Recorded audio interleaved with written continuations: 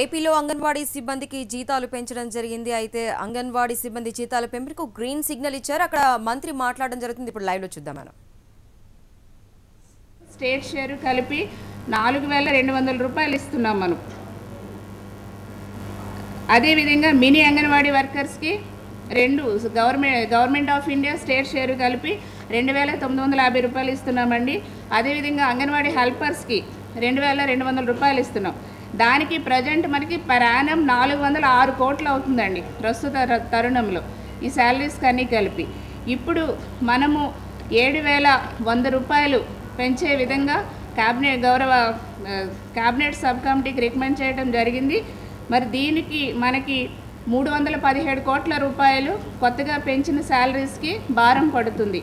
టోటల్గా పాతది కొత్తది కలుపుకుంటే సంవత్సరానికి 723 కోట్ల రూపాయల భారం అంగన్వాడీస్ వేజెస్ పెంచడం వల్ల రాష్ట్ర ప్రభుత్వానికి పడుతుంది.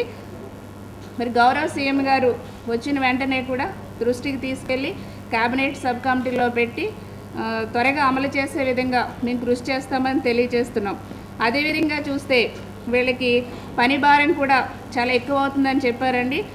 ఇది కూడా క్యాబినెట్ సబ్ కమిటీలో చర్చకు వచ్చింది.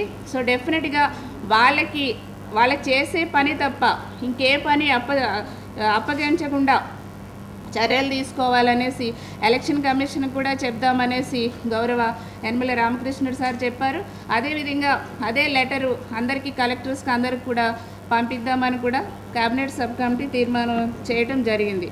సో ఇప్పుడు మనకి ఏదైతే వాళ్ళకి చేయాల్సిందంతా కూడా కంపల్సరీగా మనం ఏదైతే ఒక లక్ష్యంతో ప్రెగ్నెంట్ లేడీస్ కానీ లాక్టేటివ్